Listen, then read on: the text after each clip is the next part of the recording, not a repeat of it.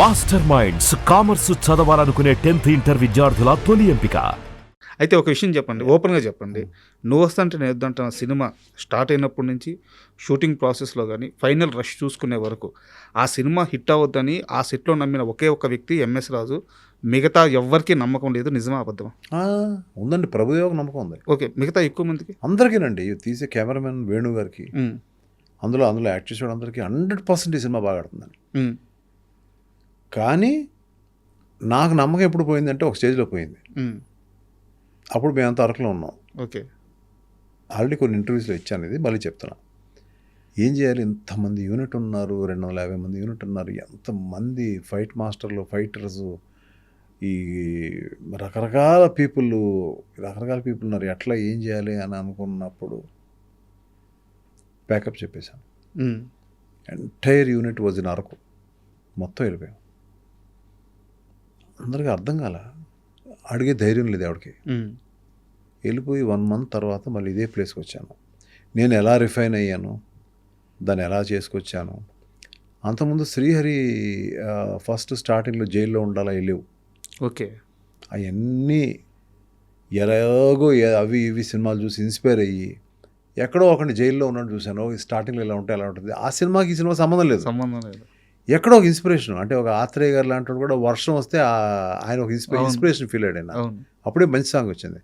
అలా రకరకాల ఫిల్మ్స్ చూసి ఓకే ఇది ఇలా ఉంటే బాగుంటుంది, ఇలా ఉంటే బాగుంటుంది, ఇలా ఉంటే బాగుంటుంది అన్నీ పెట్టిన తర్వాత మళ్ళీ ఆఖరిని దీని ఎండింగ్ ఎలా ఉండాలి. జైల్లోంచి బయటకు వస్తాడు. అప్పుడు వీళ్ళిద్దరికి మ్యారేజ్ అయిపోయి ఉంటుంది, కొన్ని ఏళ్ళు అయిపోద్ది కదా. వీళ్ళిద్దరు రిసీవ్ చేసుకుంటారు, అయిపోయింది ఏంటి కదా అంటే వీళ్ళిద్దరూ అన్నయ్య వచ్చే వరకు పెళ్లి చేసుకోకుండా ఉండిపోయారు. స్పాట్లో అనుకున్నామండి, షూటింగ్ జరిగేటప్పుడు స్పాట్లో అనుకుని వాళ్ళకి పెళ్లి బట్టలు తెప్పించి టపటపటపట పెళ్లి బట్టలు తెచ్చి అక్కడికి ఆయన ఎదురుగుండా ఇప్పుడు మీరు వచ్చి మా పెళ్లి చేయండి అంటుందో, దాంతో సినిమా ముగుస్తుంది. అవన్నీ మ్యాజిక్ మూమెంట్స్ అండి ఆయన. అయితే ఇంకో విషయం చెప్పండి సార్, ఒక హీరోయిన్ డేట్లు అడిగితే ఏదో డైరీ చూసుకొని ఈ డేట్లకి ఉంటుంది చెప్పడం ఒకటి, లేదా నాకు కుదరదని చెప్పడం ఒకటి. డైరీ ప్రొడ్యూసర్ చేతికి ఇచ్చేసి మీకు ఎప్పుడు కావాలో మీరు రాసుకోండి, మీరు ఎప్పుడు పిలిస్తే అప్పుడు వస్తానని చెప్పడం అసలు ఎక్కడా జరగదు.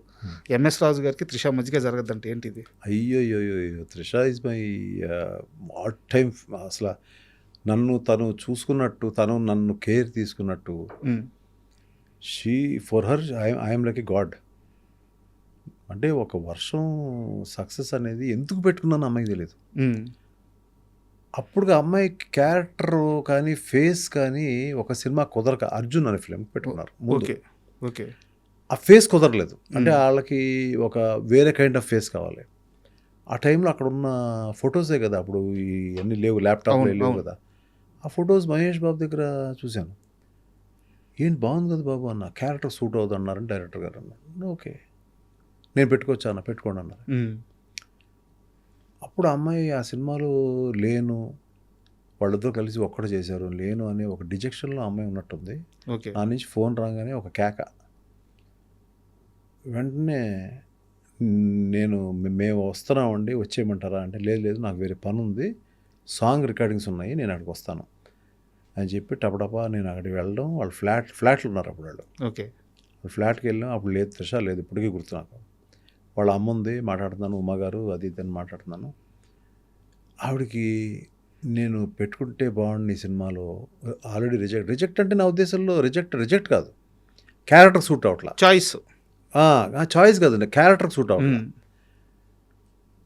అమ్మాయిని చూసిన తర్వాత ఫైనల్ చేద్దాం అని అనుకుంటున్నాను నేను.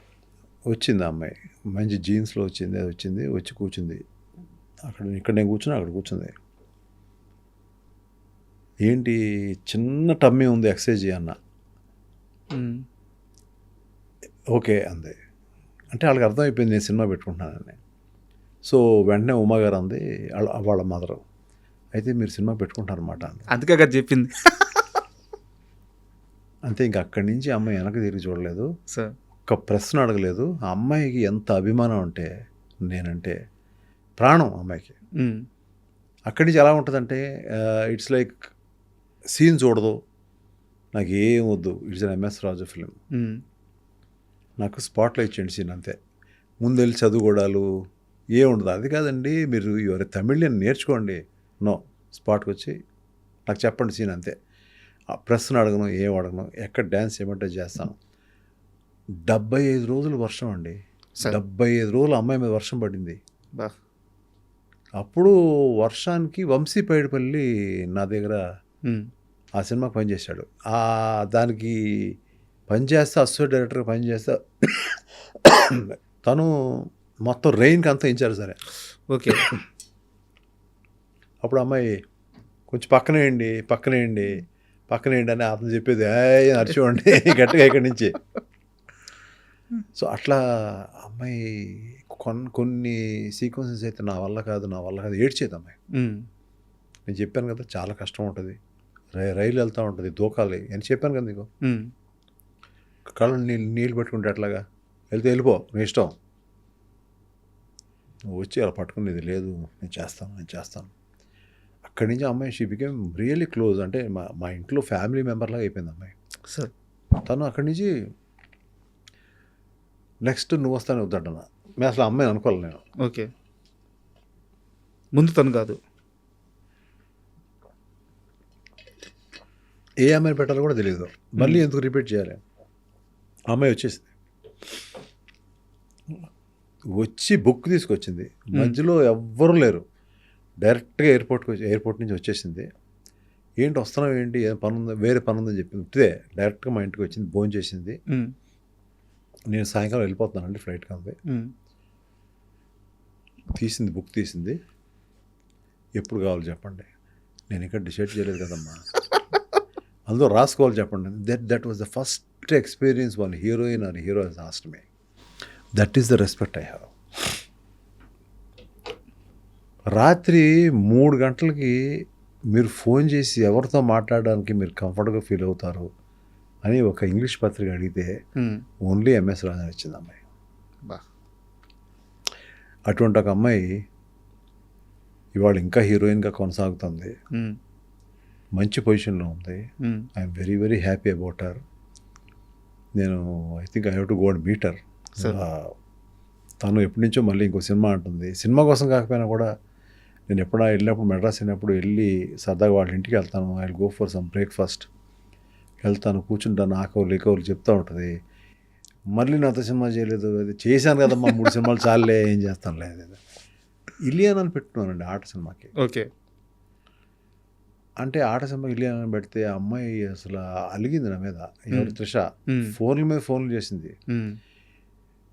నేను వచ్చేస్తానంది, షూటింగ్ వచ్చేస్తానంది. లేదమ్మా ఆల్రెడీ షూట్ స్టార్ట్ చేసాము, ఎక్కడో రాజమండ్రిలో బోట్ మధ్యలో ఉన్నాము, ఆపలేను నేను షూటింగ్ అని చెప్పా. అప్పుడు కామ్ అయిపోయింది తర్వాత ఆ రోజు నైట్ ఆ అమ్మాయిని సరదాగా పాపం ఫీల్ అవుతుందేమో అని చెప్పి ఆ రోజు తిరిగి కార్లో వెళ్ళేటప్పుడు, ఏదో నా త్రిష నీలా దొరకదమ్మా, నీకులాగా దొరకదు. అవును కదా మీరు ఇబ్బంది పడతారు కదా అమ్మ. ఏం లేదు, ఇలియానాతో ఇబ్బంది ఏం పడలేదు, బాగా చేస్తుంది. అవునమ్మా ఇబ్బంది పడతానమ్మా నేను. అవును సార్ మీకు అవ్వాలి. అలా ఒక్కొక్కరిని లైక్ నా ఇంట్లో చిన్నపిల్లలాగా ట్రీట్ చేసేవాడు. ఎంతమంది స్టార్లు సార్, ఎంతమంది స్టార్.